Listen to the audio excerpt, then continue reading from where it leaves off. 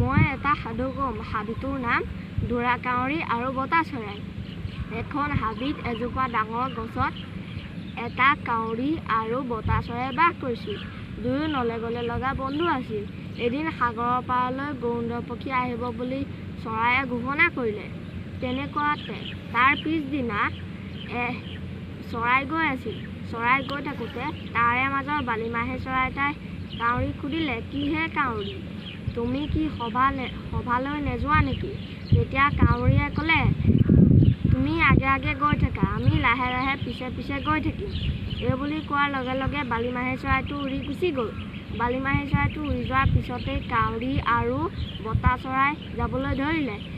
গৈ থাকোঁতে ওপৰৰ পৰা কাউৰীয়ে তলত দেখিলে যে গোৱাল এটাই খোজকাঢ়ি মূৰত দৈ টেকেলি এটা লৈ গৈ আছিল। তেতিয়া কাউৰীয়ে দেখিলে, কাউৰীয়ে তেতিয়া বুজিব পাৰিলে যে নিশ্চয় এই দৈ টেকেলিটোত কিবা আছে। তেতিয়া তাই কি কৰিলে, ওপৰৰ কাগজখন ঠোঁটেৰে ফুটাই দিলে। ফুটাই দিয়াৰ পিছৰবাৰ তাই ঠোঁটেৰে অকণমান দৈ লৈ আহিলে। লৈ আহোঁতে তেতিয়া গোৱালটোৱে ওপৰৰ পৰা টেকেলিটো তলত থৈ শুকান মাটিৰ চপৰা এটা দলিয়াই দিওঁতে বতা চৰাইটো মৰি থাকিল। এই সাধুটোৰ পৰা আমি ইয়াকে বুজিলোঁ যে দুষ্টৰ লগত বন্ধুত্ব কৰা বেয়া।